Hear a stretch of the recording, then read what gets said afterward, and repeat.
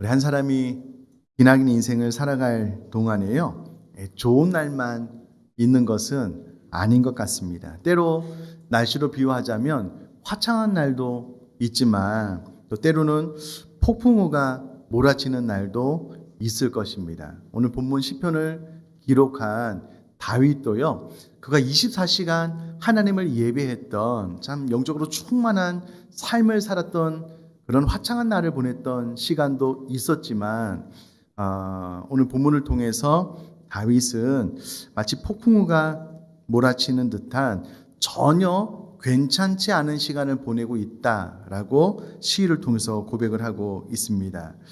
우리 사랑하는 성도님들, 요즘 나의 영적인 컨디션, 또 심리적인 상태, 마음은 좀 어떠신지 모르겠습니다. 혹시 하나님 저는 괜찮지 않아요 라고 고백할 수밖에 없는 어렵고 힘든 시간을 보내고 있는 분도 계실 텐데, 제가 말씀을 준비하면서 오늘 말씀 제목을 좀 어떻게 잡으면 좋을까 고민을 하다가 하나님 저는 괜찮지 않습니다 라고 제목을 잡았는데요, 사실 이 제목은 저희 상태를 좀 표현하는 그런 제목이기도 합니다. 이게 영적으로는 되게 충만하고 좋은데요, 갱년기가 왔나 아니면 좀 심리 상태가 좀 불안한가, 좀 저도 좀 괜찮지 않은 시간을 좀 보내고 있습니다. 그래서 제목을 좀 그렇게 잡아봤는데요. 자, 그러면 다윗은 왜 하나님께 저는 괜찮지 않습니다 라고 말하는 듯한 이런 시편을 지었는지, 그 괜찮지 않은 상태가 어떤지를 오늘 말씀을 통해서 좀 살펴볼 텐데요. 우선 시편을 볼 때 가장 먼저 살펴봐야 되는 것이 있는데, 그것은 시편이 지어진 배경을 찾아내는 일입니다. 왜냐하면 시편을 이해함에 있어서 가장 중요한 핵심적인 것 중에 하나가 무엇이냐면 시편이 지어진 그 배경을 아는 것입니다. 배경을 알아야지만 시편의 이 시인의 고백이 더 정확하고 명료하게 이해가 되어지고 마음속에 다가오기 때문에 그렇습니다. 다행인 것은 본 시의 구성과 내용을 파악하는 가운데 자연스럽게 대충은 다윗이 이 시를 어느 시점에 어떤 상태에서 지었는지 알 수 있게 될 것입니다. 자, 우선은 시편 6편을 좀 나눠서 좀 설명을 해 보면, 시편 6편은 다윗이 하나님께 드리는 참회의 기도시인데요, 크게 세 부분으로 나눌 수가 있습니다. 1절부터 3절까지는 처절하게 징계를 당하는 시인의 영육이 떨리는 고통스러운 호소, 그리고 신속한 사죄를 강구하는 내용이고요. 4절부터 7절까지는 공경으로부터 구원을 다시 한번 요청하는 기도가 담겨져 있고요. 8절부터 10절은 여호와의 사죄로 인한 자신의 승리에 대한 저자의 어떤 확신이 기록이 되어져 있습니다. 자, 1절부터 좀 살펴볼 텐데요. 1절을 제가 한번 읽어보면, 여호와여 주의 분노로 나를 책망하지 마시오며 주의 진노로 나를 징계하지 마옵소서라고 기록이 되어져 있습니다.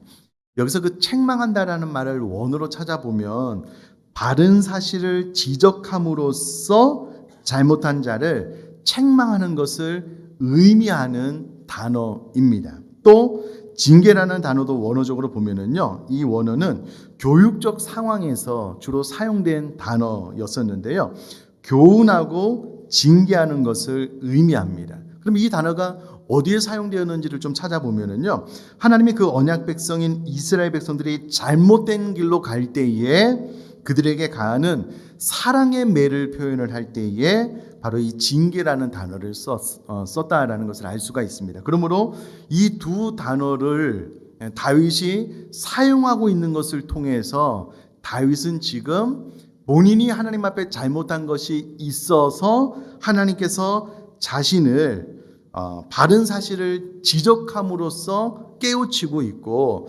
하나님께서 자기 자신에 대해서 사랑의 매를 들어서 바른 길로 인도해 가고 있다는 것을 자각하고 있다는 것을 이 1절 단어를 통해서 알 수가 있습니다. 이 다윗이 사용한 이러한 단어들을 고려해 볼 때에 다윗이 하나님 앞에 잘못한 것이 있어서 하나님 앞에 징계와 책망을 받는다라고 고백을 하고 있으므로 다윗이 하나님 앞에 어떠한 죄를 지었는가라는 것을 추적을 해보면 우리가 잘 아시는 대로 다윗은 누구는요 밧세바를 취하고 이를 은폐하기 위해서 그의 남편 우리아를 간접 살인한 죄가 그의 인생 가운데 가장 큰 죄였기 때문에 일단 본시는 다윗이 밧세바를 범하고 우리아를 간접 살인하고 난 다음에 그의 범죄로 인하여 하나님의 징계, 책망을 받고 있었던 어떤 시점에서 기록됐다라는 것을 알 수가 있습니다. 그런데 다윗의 마음에 고통을 가져다 준 그 1차적인 원인을 다윗이 8절, 10절 말씀을 통해서 행악하는 자들의 비방이 제시되어 있으므로 아마 이 시기는 다윗이 밧세바를 범한 직후에 있었던 사건이다라기보다는 시간이 많이 지나서 다윗이 범한 사건으로 인하여 다윗의 대적들이 다윗을 비방할 때에 기록된 시다라고 좀 추측을 해볼 수가 있겠고요. 이를 감안해 보면 아마도 압살롬의 반역 사건과 관련된 시점이 아닐까라고 추정을 해볼 수가 있겠습니다. 자, 이처럼 다윗은 지금 그가 지은 죄로 말미암아 하나님의 책망을 받게 되므로 견딜 수 없는 고통의 나날을 보내고 있다라고 본시에 기록이 되어져 있습니다. 그러나 우리가 욥의 경우를 통해서 알 수 있는 것처럼 이와 같은 고통과 고난의 시간들은 죄를 짓고 죄에 대한 하나님의 징계를 받을 때만 어둠의 터널을 지나고 있는 것이 아님을 알 수 있습니다. 욥은 하나님 앞에 어떠한 죄를 짓지 않았음에도 불구하고 욥은 고난의 터널을 지나야만 했는데 이것처럼 죄가 아닌 이유로도 하나님 나는 전혀 괜찮지 않습니다 라고 호소를 할 때가 있다라는 것을 우리가 좀 확장해서 생각을 해볼 필요가 있겠습니다. 예를 들면 영적으로는 전혀 문제가 없는데 뭐 갱년기를 지내고 있는 거예요. 또 영적으로는 전혀 문제가 없는데 출산 후에 산후 우울증에 좀 고통을 당한다거나 혹은 삶의 무게가 너무 무거운 나머지 지치게 되므로 탈진하게 되므로 또 어둠의 터널을 지나게 되는 경우들이 있거든요. 이 모든 것들을 좀 다 포괄적으로 생각하시면서 오늘 본문의 말씀 안으로 좀 들어가 보면 좋겠습니다. 자, 계속해서 다윗은 그가 어떠한 상태다라고 구체적으로 표현을 잘 해주고 있는데요. 2절 말씀 제가 또 한번 읽어보겠습니다. 여호와여 내가 수척하였사오니 내게 은혜를 베푸소서. 여호와여 나의 뼈가 떨리오니 나를 고치소서라고 고백을 하고 있습니다. 다윗은 자신의 상태가 수척하게 되었다라고 기록을 하고 있는데 원어를 찾아보니까는요, 이 말은 병이 들어 기운이 없는 상태를 말하는 단어입니다. 그러니까 어느 순간 다윗은 병이 들어서요 기운이 없게 된 상태를 수척하게 되었다라고 고백을 하고 있는데 우리가 다윗이 범죄하고 난 다음에 밧세바가 잉태하게 되었잖아요. 근데 출산하는 과정 가운데 7일이 못 되어서 아들이 죽습니다. 자녀가 죽습니다. 그 과정 가운데 다윗이 금식하면서 하나님 앞에 기도했잖아요.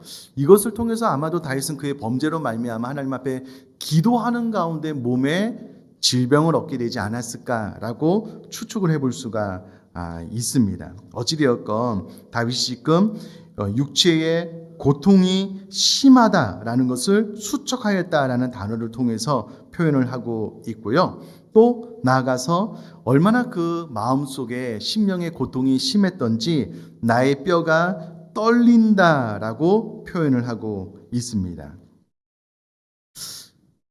제가 이 말씀을 준비하면서 제 인생 가운데 가장 아팠던 때가 언제인가 좀 생각을 해보게 되었어요. 육신의 질병과 어떤 사고가 되었던 여러 가지 장면이 좀 떠올랐는데요.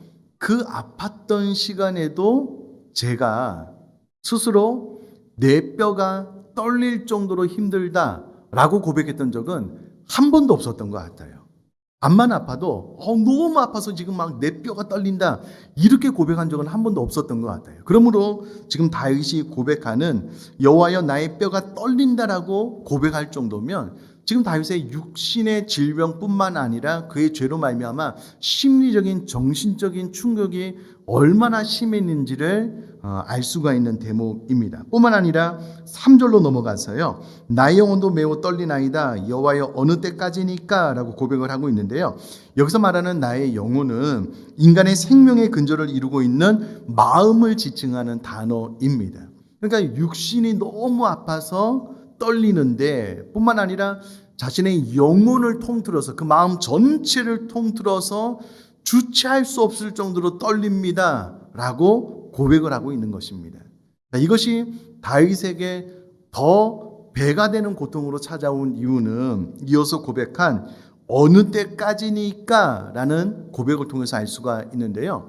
여러분, 우리가 사고를 당하거나 육신의 질병으로 인하여 병원에 입원하면 의사 선생님이 일주일 정도는 입원하셔야 됩니다. 혹은 3일 정도는 입원하시고 퇴원하시면 됩니다. 라는 이야기를 들으면은요, 그 아픔 가운데 내가 3일만, 일주일만 견디면 퇴원하니까 괜찮게 되겠구나 라는 생각으로 견딜 수가 있어요. 근데 병원에 입원을 했는데요, 상태가 너무 심각해서 언제 퇴원하실지 기약이 없습니다. 어떻게 호전될지 잘 모르겠습니다. 라는 이야기를 들으면은요, 더 충격이 심한 거잖아요. 마찬가지로 다윗도 그가 육신의 질병으로 인하여 수척하게 되고 뼈가 떨릴 뿐만 아니라 그의 영혼까지 떨리는 심각한 상황 가운데 놓여 있는데 문제는 어느 때까지니까. 이 상황이 언제 끝날지 기약이 없는 거예요. 언제 멈춰질지 모르는 고통스러운 나날들이 계속해서 이어지고 있다라고 다윗이 고백을 하고 있다는 거예요. 참 안타깝죠. 자, 한 걸음 더 나아가서요. 6절 말씀을 제가 한번 읽어보겠는데요. 내가 탄식함으로 피곤하여 밤마다 눈물로 내 침상을 띄우며 내 요를 적시나이다 라고 고백을 하고 있습니다. 탄식함으로 기진한다는 말을 원어를 직역을 해보면은요, 내가 신음소리로 기진맥진합니다 라는 말입니다. 그러면 단순히 피곤하다는 말은 우리가 좀 하루가 너무 고달파서 집에 들어가서 좀 피곤해 이런 차원이 아니고요. 나 완전히 탈진했어. 기진맥진해서 더 이상 나는 힘을 쓸 수가 없어 라는 그런 표현입니다. 여러분, 단순히 피곤한 정도가 아니고요. 집에 들어가서 그냥 푹 쓰러져서 그냥 잠을 잘 수밖에 없는 모든 몸의 기력이 다 빠져나간 그런 경험을 해본 적이 있으실 텐데 다윗은 지금 내가 신음소리로 기진맥진합니다. 완전히 탈진되어서 기진맥진하여 숨을 제대로 쉴 수 없는 상태입니다 라고 고백을 하고 있습니다. 뿐만 아니라 밤마다 눈물로 내 침상을 띄우며 내 요를 적신다 라고 고백을 하고 있습니다. 사람이요, 이 땅을 살아가면서요, 육체적으로 당하는 가장 큰 고통 가운데 하나가 화상의 고통이라고 합니다. 그런데 그 고통과 비견되는 사람의 화상의 고통만큼 고통스러운 고통이 하나 더 있는데 그것이 무엇이냐면 불면증이래요. 잠을 못 자는 고통이래요. 사람이 물을 못 먹으면 어느 정도 살 수 있는 기간보다요, 사람이 잠을 못 자면 살 수 있는 기간이 더 짧대요.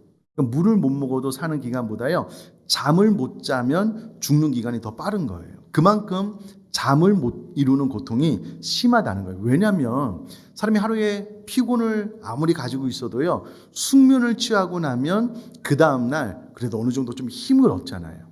그런데 불면증 때문에 잠을 못 자면은요, 그 피로가 그 다음날로 배가 되어서 이어지는 거예요. 그 다음날도, 그 다음날도, 그 다음날도.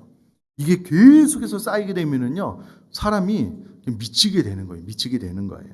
그런데 밤마다 눈물로 내 침상을 띄우며 잠을 못 잘 뿐만 아니라 내 침상을 밤마다 눈물로 띄우고 내 요를 눈물로 적시고 있습니다 라고 고백을 하고 있습니다. 다윗은 너무나도 큰 내면의 아픔, 상처, 고통, 막 감정에서는 탁 무너졌고요. 육체도 아플 뿐만 아니라 마음, 영혼까지 벌벌벌 떨리는 상황 가운데 언제 끝날 줄도 모르고 밤마다 잠을 못 자는데 막 눈물로 막 침상을 적시는 나날들을 계속 보내고 있는 거예요. 언제 끝날 줄도 모르는 참 안타까운 시간들을 보내고 있는데 다윗은 이와 같은 고백을 통하여 하나님, 나는 지금 전혀 괜찮지 않습니다. 라고 계속해서 호소하고 있는 것을 볼 수가 있습니다.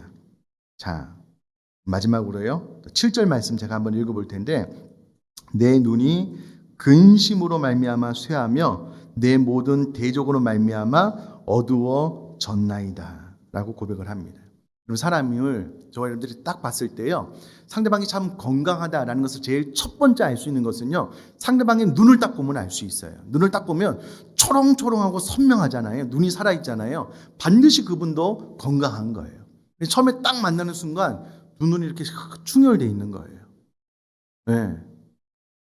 잠을 오랫동안 못 자가지고 눈이 그냥 시뻘건 거예요. 눈만 딱 봐도요, 그 사람이 건강하지 않다라는 것을 딱 알 수가 있는데, 다윗은 이 밝고 반짝반짝 빛나는 눈이 힘과 건강의 척도라면 내 눈이 근심으로 말미암아 쇠하여졌다라고 고백을 함으로써 육체와 함께 정신의 쇠약을 말하고 있다라는 겁니다. 특별히 눈이 쇠하여졌다라고 했을 때요, 자신의 눈을 쇠하게 한 이유가 무엇이냐면 그냥 내가 나이가 많이 들어서 어쩔 수 없이 내 눈이 쇠하여졌다 이런 고백이 아니고요, 근심으로 말미암아 쇠하여졌다라는 거예요.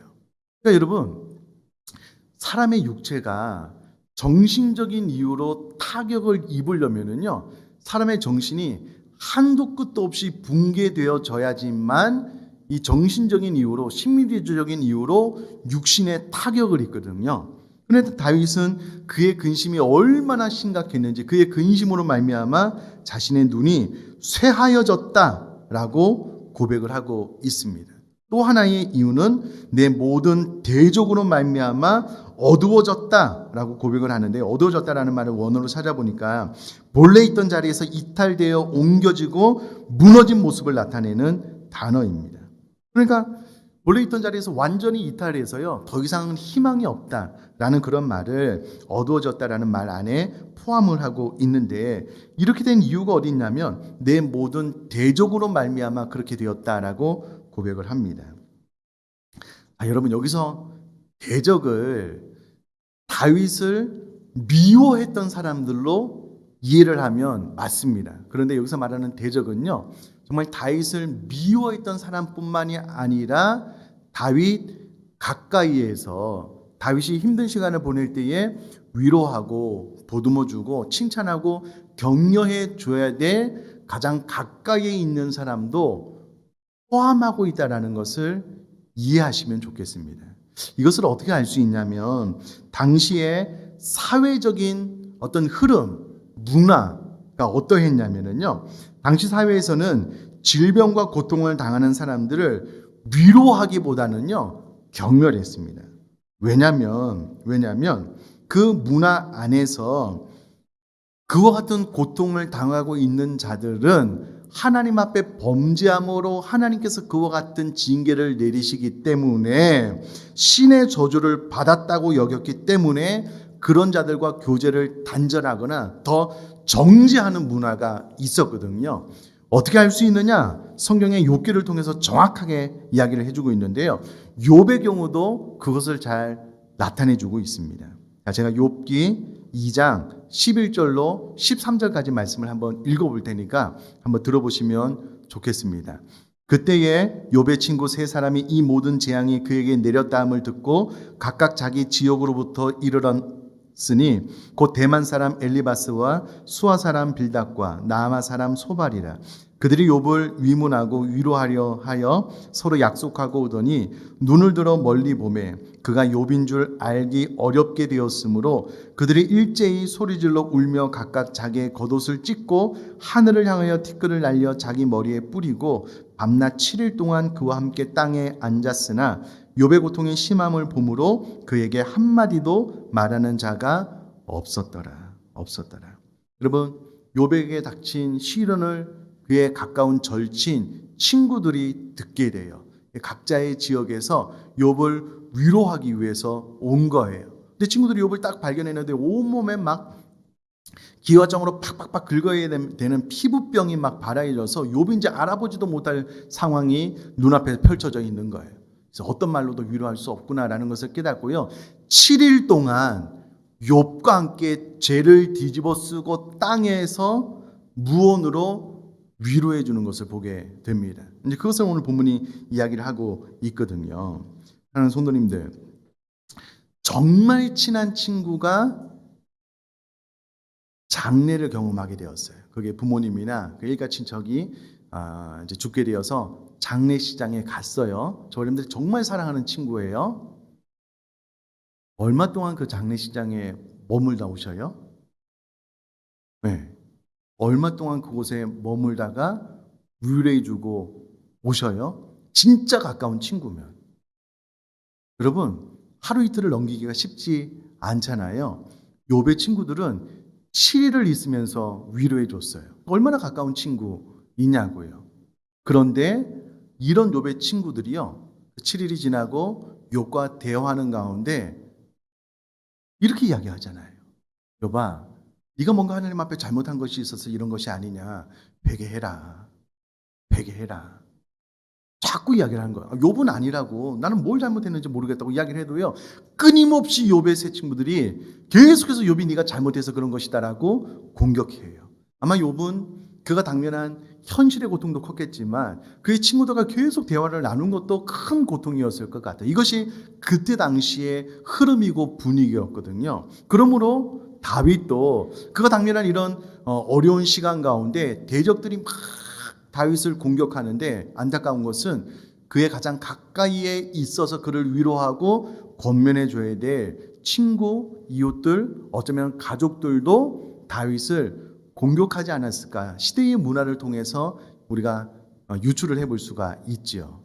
왜 제가 이 말씀을 드리냐면, 여러분 가족들 안에 평소에는 사랑으로 잘 뭉쳐 있다가 다윗처럼 또 멘탈 붕괴, 그 심리적인 어떤 어려움, 탈진을 경험하게 되면은요, 이 가족들에게 따뜻하게 대해줄 수가 없어요. 짜증, 원망만 불평하고 날카로운 날이 선 그런 시선과 말을 쏟아낼 수밖에 없거든요. 물론 그렇게 하는 당사자가 제일 힘들지요. 근데 이런 시간들이 계속 이어지면은요, 가족들이 나를 따뜻하게 대해줄 수가 없어요. 없습니다. 그러면 나는 정작 가장 힘든 시간을 보내고 있기 때문에 가족들에게 따뜻한 위로와 권면, 칭찬을 기대하지만 막상 그런 현실에 딱 맞닥뜨리게 되면은요, 가족들이 나의 대적자가 되어서 공격할 수가 있는데, 여러분 이것을 인정하는 게 필요해요. 왜 내가 가장 어려운 시간에 우리 사랑하는 가족들이 나를 이해해주지 못하고, 아니요, 그것을 이해해야지만 그 고난으로부터 빨리 탈출할 수 있거든요. 그것을 좀 염두에 두시면 좋겠습니다. 자, 여기까지가 이제 본문에 있는 말씀인데, 자, 그러면 나는 정말 괜찮지 않은가, 괜찮은가 돌아볼 필요가 있잖아요. 아마도 우리 성도님들 가운데 대부분 신앙생활을 건강하게 잘 하시지만 다윗처럼 하나님, 나는 정말 지금 괜찮지 않아요 라고 고백할 수밖에 없는 어려운 시간을 보내시고 계시는 분들이 계실 텐데, 자, 그러면 사람이 자신의 상태가 괜찮지 않다라는 것을 어떻게 알 수 있냐라는 거예요. 어떻게 알 수 있느냐? 제가 쭉 이렇게 쭉 찾아보면은요, 요약해서 말씀을 드리면 김창규 교수님이 그런 이야기 하시더라고요. 사람이 사계절의 변화를 알아차리지 못할 정도가 되면 괜찮지 않은 것이랍니다. 사람이 정신적으로 건강하고 심리적으로 안정을 찾으면은요, 이 사계절의 변화를 알아볼 수가 있대요. 캐치할 수가 있대요.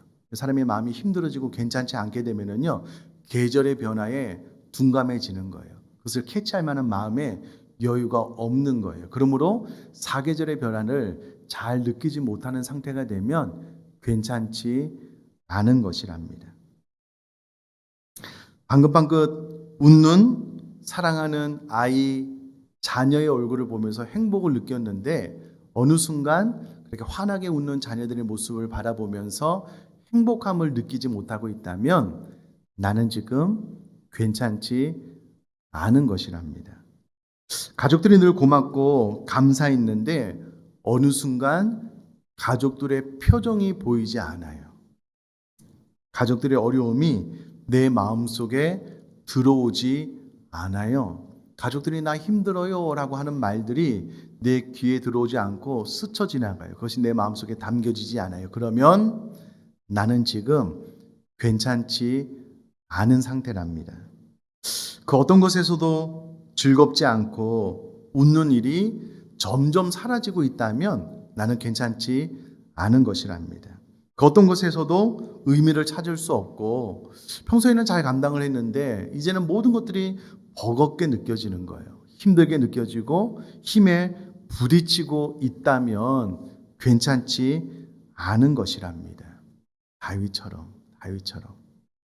자, 그러면 우리는 어떻게 해야 되는가? 라고 질문을 던져보았을 때에 다행인 것은 오늘 본문에 다윗이 그 해결점을 잘 찾아 나섰다라는 것을 찾을 수가 있는데 다윗은요, 그의 모든 어려움의 순간에 그 어려움들을 하나님께 호소하고 있다는 것을 알 수가 있습니다. 토덜거리듯이 하나님, 나 지금 괜찮지 않아요. 나 못 살겠어요. 계속해서 지금 이야기를 하고 있는데요. 그 어려움을 하나님께 말씀하고 있는 거예요. 자, 1절에도 여호와여, 2절에도 여호와여, 3절에도 여호와여, 4절에도 여호와여, 5절에도 주께, 8절에도 여호와께서, 9절에도 여호와께서. 다윗은 그 힘든 모든 시간으로부터 건져낼 자는 하나님밖에 없다라는 것을 알았기 때문에 하나님 앞에 자신의 있는 모습 상태 그대로를, 괜찮지 않은 상태 그대로를 계속해서 호소하고 있다는 것을 알 수가 있습니다. 자, 이와 같이 자신의 상태, 괜찮지 않은 상태를 하나님께 계속해서 말씀드리는 것을요, 심리학적인 용어로 카타르시스라고 이야기를 합니다. 근데 카타르시스가 이제 어떤 말이냐면, 여러분 이렇게 조그만 우물물에 한 아이가 나무 작대기로요 확 휘저어놨어요. 그럼 구조물이 막 위로 올라오잖아요. 이게 쉽게 가라앉지가 않는 거예요. 그러면 어떻게 하면 이 구조물을 맑은 물로 바꿀 수 있을까라고 했을 때요, 어렵지 않습니다. 그냥 그 구조물을요 퍼내면 돼요. 바깥으로 열심히 퍼내면은요, 그 우물 바닥으로부터 아주 새롭고 신선한 물이 차오르게 되어져 있어요. 그래서 구조물을 다 퍼내기만 해도요, 밑으로부터 신선한 물이 차오르게 되는데, 이 구조물을 퍼내는 과정을 카타르시스라고 이야기를 합니다. 기독교적인 용어로는 기도라고 하는 거예요. 하나님 앞에 내 마음의 구정물들, 나 괜찮지 않습니다. 나 요즘 인생 참 힘들고 어렵습니다. 하나님, 내 숨이 그냥 목까지 턱턱 차올라서 나 죽을 것 같습니다. 라고 하나님 앞에 계속해서 말씀드리는 거예요. 다윗이 지금 그것을 했거든요. 이것을 카타르시스, 다른 말로 기독교 용어로 기도라고 하는데요, 하나님 앞에 말씀드리면 돼요. 다윗처럼 하나님, 나 진짜 내 영혼이, 내 뼈가 떨려서 죽겠습니다. 내 마음에 근심이 얼마나 대단한지, 내 몸에 질병까지 생겼고요. 하나님, 나 불면증 때문에 잠을 못 자고 있습니다. 하나님, 나 좀 살려주세요. 다윗이 그거 했거든요. 그랬더니 하나님께서 어느 순간에 다윗이 이 기도를 들을 때만 해도요, 대적들이 혹은 사랑하는 사람들이 막 나를 세워서 나를 찌르는 말에 감당할 수 없어서 너무 고통스러웠는데요, 기도를 하다 보니까 점점 그 마음속에 하나님께서 주시는 힘이 샘솟듯 솟아나는 자신의 모습을 발견하고 이렇게 이야기를 하는 거예요. 8절에 여호와께서 내 울음소리를 들으셨도다. 9절에 여호와께서 내 간구를 들으셨으며 여호와께서 내 기도를 받으시리로다. 10절에 내 모든 원수들이 부끄러움을 당하고 심히 떨며 갑자기 부끄러워 물러가리로다 라고 고백을 하고 있습니다. 처음에는요, 어려움만 호소했어요. 자기 자신이 얼마나 힘들지 계속 이야기했는데요, 어느 순간 자신의 마음속에 있던 구정물들이 기도를 통해서 바깥으로 다 나가게 된 거예요. 그러더니 밑으로부터 새로운 물이 싹 올라오면서 전에는 이 원수들의 대적의 말에 깊은 상처가 되고 좀 일어났다 싶으면 그 말이 그냥 퍽퍽 쓰러졌는데요, 이제는 일어나서 대적할 만하게 된 거예요. 그만한 힘이 생긴 거예요. 그러면서 갑자기 부끄러워 모든 원수들은 물러가리로다 라고 선포를 하고 있는 것이거든요. 자, 그렇다면 어렵지 않습니다. 사랑하는 성도님들, 그냥 내가 괜찮지 않다라는 것을 하나님께 말씀드리면 돼요. 강단에서 뭔가를 말씀드리기가 참 되게 조심스러워요. 막 조금만 아파도 막 성도님들이 기도해 주시고 막 건강식품 주셔서 제가 너무나 많은 사랑을 받아서 참 조심스러운데, 그냥 한 귀로 듣고 한 귀로 흘리셔요. 그러니까 너무 심각하게 생각하지 않으셔도 돼요. 저 같은 경우에는 한 달 정도 됐나요? 아말렉을 진멸하라는 말씀 선포할 때요, 말씀을 다 준비하고 저 아랫자리에 앉아 있는데 막 마음을 주체할 수가 없어요. 강단에서 설교하기가 힘들 정도로 막 마음이 요동쳐요. 그래서 이거는 이제 영적 전쟁에 대한 설교니까 이 영적인 전쟁이 내 마음에서 먼저 일어나고 있구나. 내가 지면 안 되겠구나. 막 열심히 기도하고 올라와서 말씀을 선포했거든요. 근데 그 다음 주도 지금까지 좀 마음이 좀 힘들어요. 왜 그럴까? 왜 그럴까? 이제 혼자 많이 생각을 해 보았거든요. 아마도 좀 그런 거인 것 같아요. 영적으로는 전혀 문제가 없어요. 하나님 앞에 뭐 죄를 지은 것도 제가 생각할 때 없는 것 같고요. 참 좋은 것 같은데, 이 신방이 진행이 되면서 벌써 이제 토요일 날, 주일 날 계속 신방을 해왔는데, 이거는 어렵지 않아요. 제가 신방을 되게 즐거워하고 행복해하고 좋아하거든요. 근데 문제는 성도님들과 계속 이제 이야기하고 성도님들의 상황들을 들으면서 그 아픔들이 제 마음속에 들어오고 공감이 되다 보니까 그 짐이, 그 아픔이 제 마음속에 이렇게 좀 쌓였던 것 같아요. 쌓였던 것 같아요. 이걸 그냥 탁 끊어내고 그냥 모르세요 하면 모르겠는데 그렇지 않잖아요. 위에서 좀 기도를 해줘야 되잖아요. 그 아픔이 제 마음속에 이렇게 좀 쌓이면서 좀 누적되었던 것 같아요. 그리고 새벽에 기도하면 하나님께서 주신 말씀을 받아서 나눠야 되기 때문에 늘 우리 성도님들 기도밖에 못 하거든요. 새벽 기도회가 끝나고 개인 기도가 딱 시작되면 신방 카드 탁 꺼내들어서 계속 기도해야지 하나님 말씀을 받을 수 있거든요. 그러다 보니까 저 자신을 위해서 기도했던 시간들이 좀 부족했던 것 같아요. 그래서 일주일 전에 우리 아내가 여보, 내가 좀 기도할 필요성이 있는데 저녁에 우리 좀 기도하자고. 참 감사하죠. 안 그래도 그렇게 하려고 했었는데 또 해줘서. 그래서 일주일 전부터 저녁 9시가 되면은요, 탁 불을 꺼놓고 침묵기도 틀어놓고 개인 기도하고 있는데요. 저 자신만을 위해서 기도하거든요. 기도하다 보니까는요, 하나님과 일대를 독대를 통해서 하나님을 대면하는 시간을 통해서요, 하나님께서 마음을 참 많이 만지셨어요. 회복된과 동시에 내가 이 땅에 존재하는 이유, 소명에 대해서 자꾸 말씀하시면서 점점 좀 힘을 좀 얻고 있는 가운데 있는 것 같아요. 제가 왜 이 말씀을 드리냐면 저도 목사이지만은요 힘들 때가 있어요. 하나님 저 괜찮지 않아요. 이렇게 말할 수밖에 없는 힘든 시간을 저도 보낼 때가 있거든요. 어떻게 회복할 수 있느냐? 동일합니다. 다윗처럼 그냥 내 마음을 말씀드리면 돼요. 하나님 나 요즘 너무 힘들어요. 나 괜찮지 않아요. 계속 말씀드리면 돼요. 그러면 어느 순간 그 기도를 통하여 내 마음속에는 구정물과 또 상한 감정들, 어려운 마음의 상태들이 다 퍼내어짐으로 말미암아 하나님께서 우리 안으로부터 내면으로부터 새로운 영적인 생기를 힘을 공급해 주실 줄 믿습니다. 그러면 마음이 또 신선해지고 깨끗해지고요. 새로운 힘을 얻게 된다라는 거예요. 그러므로 어렵지 않습니다. 하나님 나 괜찮지 않아요. 나 힘들어요. 하나님 앞에 좀 울고 싶어요. 좀 위로해 주세요. 말씀드리면 돼요. 그러면 하나님께서 반드시 우리에게 찾아오셔서 위로해 주시고 새로운 감정이 솟아나게 해 주실 뿐만 아니라 영적으로 새로운 힘을 주실 줄 믿습니다. 그러므로 회복된 은혜로 삶을 살아나갈 수 있게 되기를 주님의 이름으로 축복합니다.